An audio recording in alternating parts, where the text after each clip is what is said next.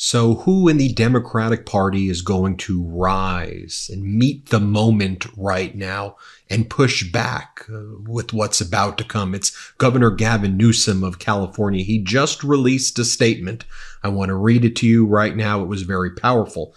Governor Newsom said the following. He said, Vice President Kamala Harris set out to fight to defend our fundamental freedoms and build a country that works for everyone. She stood up for working families, decency, and opportunity. Though this is not the outcome we wanted, our fight for freedom and opportunity endures. California will seek to work with the incoming president, but let there be no mistake. We intend to stand with states across our nation to defend our Constitution and uphold the rule of law. Federalism is the cornerstone of our democracy. It's the United States of America, and Governor Newsom capitalizes the word states. And he's drawing a clear line in the sand right there, which is don't tread on us. I know you've made threats before about the state of California, Donald Trump, but we in the United States, in the state of California, which contributes more to the United States GDP than just about any state, we are going to stand up for ourselves and we are going to push back against threats to our Constitution. That is refreshing, and that's what I want to hear. But by the way, let me be clear. I think Governor Newsom at all times has gone above and beyond as a surrogate both for President Biden and for Vice President Kamala Harris. Like, remember this from July 8th, 2024, when Governor Newsom weighed in on the steps the Biden campaign has taken since the June 27th debate? Just watch how Governor Newsom messaged it back then. Play this clip. Governor, the best campaigns, the winning campaigns, always right the ship. What is your message to voters out there, regular people, not the pundits, not the talking heads, who saw President Biden in that debate and thought he was too old? Well, I think you're doing just that. They're riding the ship. You saw the rally in Wisconsin. You saw the work that he did this weekend. I just left Pennsylvania. I had 7 stops in Philadelphia. We're in Pittsburgh. I was all over Michigan. And they're doing everything they need to do to reach out directly to voters, to meet with people where they are. A lot of calls that have been leaked, for better or for worse, a lot of outreach. And I think they're doing exactly what they need to do. What about those high-profile Democrats, some in Congress, who are saying he does have to be replaced at the top? Yeah, it's just the overwhelming majority of Democrats that are not saying that. Overwhelming majority of Democrats that are not only saying they have his back, but are actually demonstrating that by supporting him, being out in the campaign trail. I've seen a bunch of them over the last few days, over the weekend, over a holiday weekend. They could have dialed it in, they could have stepped back, but they stepped up and they're continuing to fight. So we're seeing that. It's expected to see a few people expressing those doubts and perhaps even more publicly. But I think they're doing what they need to do to course correct. Or here, this was from July 4th, 2024, when Governor Newsom delivered one of the strongest reasons why he was going nonstop campaigning for President Biden. And I should also say at this time, following the debate that President Biden had, despite it being a bad debate, I'm not sure you remember, but at that time, President Biden's approval and actually in the polls started doing, better as people were rallying around him. Here's what Governor Newsom said then. Play this clip. They don't pay you. They don't even reimburse you. I've been going wherever I've been asked, whatever task, large and small, because I believe in this man. I believe in his character. I believe that he has been one of the most transformative presidents in our collective lifetime. I really believe there's a decency with Joe Biden. And I'm old-fashioned. Character matters, but I'm also old-fashioned in this respect. Results matter. Politics is not just performative, not just entertainment. It's about getting things done. And it's been a remarkable 3.5 years from my perspective. It's been, dare I say, a masterclass. And I don't say that lightly. And I hope we pause. Democrat, we're so good at focusing again on what's wrong and not celebrating what's right. That's right. Yeah. And so I just want to talk a little bit about that for a second. I mean, we are the envy of the globe. Doesn't matter where you go. The rest of the world looks to us and says, what are they all complaining about?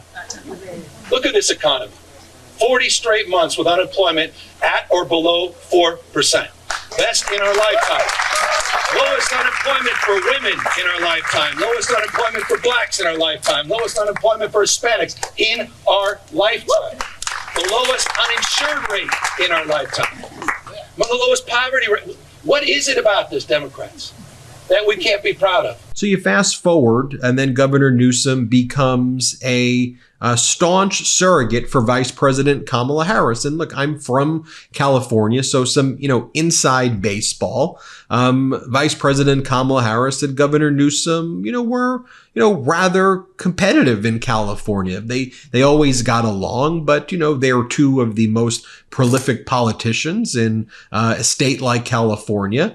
And many people suggested that, Governor Newsom would be someone who should run at the top of the ticket. But, Governor Newsom met the moment and understood what his role was. And I think, demonstrated a great deal of humility. And watch what Governor Newsom said about Donald Trump on October 20th, 2024. Play this clip. Governor, it's great to see you. And there's so much I want to get into with you. But I do want to start just with the Trump of it all. Because what struck me is he's been canceling lots of events and interviews, lots of them. It's quite a contrast, of course, with Harris. But as for Trump canceling interviews and events and ducking another debate, I mean, you're someone, you know him, you've paid attention to his psyche for a long time. What do you think is going on there? Well, I mean, I've said this from day one, he's weakness masquerading as strength. He's a broken person. And you're seeing that. He's becoming increasingly, and it's remarkable to be able to say this because he's often graded on the curve, but he's increasingly acting deranged, unhinged. The rhetoric coming from the Harris campaign absolutely mimics what we're watching. I mean, you saw that 39-minute curious excavate of just narcissism at another level, where people had to sort of stare at dear leader as he was dancing or zoning out. I mean, this is a profound and remarkable moment. And I think he's not meeting that moment. I think he's increasingly concerned about his own candidacy himself. And he's going back to these safe places, Fox and Friends again this week. And the questions are yawningly predictable. And he's becoming increasingly derivative of even himself, more and more, dare I say, boring as someone that has followed him closely. He's not as interesting either as he once was. And in light of everything, let me show you how prescient Governor Newsom was. Here he sounds the alarm about Elon Musk and Donald Trump's behind the scenes chicanery. Play this clip. When he was out campaigning for Trump last week, dancing on the stage, I wonder how dangerous you think, as somebody who studied this, who signed this bill, his influence on this election has been and could be.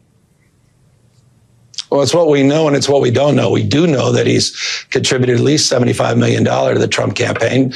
We know that he's out there campaigning for him. Look, I've known Elon for over 25 years, one of America's great entrepreneurs and innovators. But this is not the person I knew even 2 years ago. And I, with respect to Elon, I just don't have the confidence that there's other things that he's not up to behind the scenes, not just, again, what he's expressing quite publicly. And I'm very concerned about a country where people like Elon Musk, others that are sucking up to Donald Trump, that will undoubtedly be carved out of regulations, undoubtedly get massive, even larger federal contracts. I mean, it is an American oligarchy that can be formed here. It's, again, very, very serious. I hope people are paying attention to what's going on and those that are sucking up to Donald Trump right now. And unfortunately, seeing this from Elon Musk breaks my heart a little bit, again, as someone that really admires his entrepreneurial and innovative tendencies. And of course, we're all beneficiaries from that as it relates to vehicles and issues related to the work he's done in space. But I'm increasingly concerned about those kinds of relationships, not just him, many others that are supporting his campaign. And then I want to show you this. One of the things I liked about Governor Newsom back in 2023, when he was just saying, look, you want to debate me, Ron DeSantis? Let's just do a debate. I'll go on Fox. You pick the moderator. Let's go. And so they had like Hannity be the moderator, and Newsom went on there. And I thought Newsom had a great debate. Watch this clip.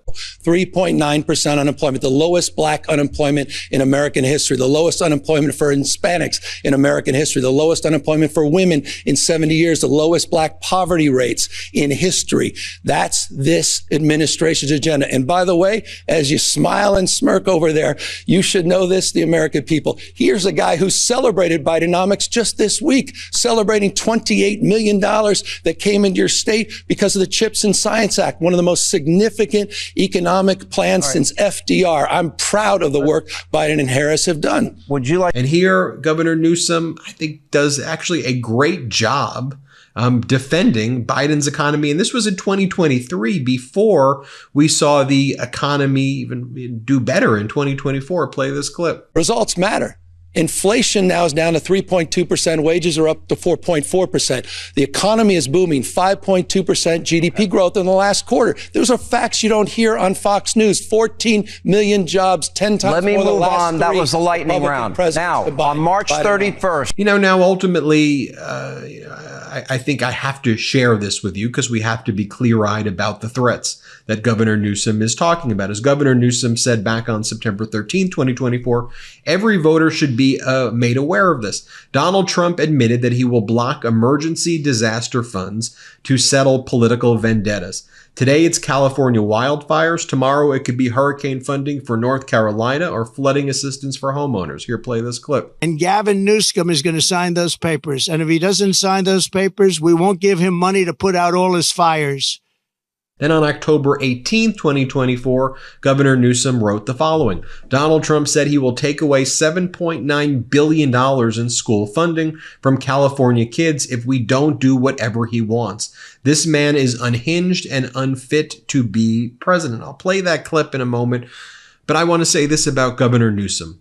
This is a time where leaders will step up. And Governor Newsom stepping up right now, coming out with that powerful statement. He's saying, I'm going to protect the state of California. I'm looking out for my state. I'm going to look to see what other governors are doing right now. But let me play this clip. It's not anything to do with school choice, okay. But also separate from school choice, we're going to take the Department of Education, close it. I'm going to close it. We'll have one person, could be you if you decide to retire. Okay, Mr. President, here's what bothers me about that. So let's say you have a liberal city, let's Los Angeles, San Diego, and they just decide we're going to get rid of that history. We got new history. This is America built off the backs of slaves on stolen land. And that curriculum comes in. Then we don't send them money. We would save half of our budget. Okay. Well, there you have it, folks. Tell me what you think in the comments below. Hit subscribe and let's get to 4 million subscribers together. Thanks for watching. Love this video? Make sure you stay up to date on the latest breaking news and all things Midas by signing up to the Midas Touch newsletter at MidasTouch.com/newsletter.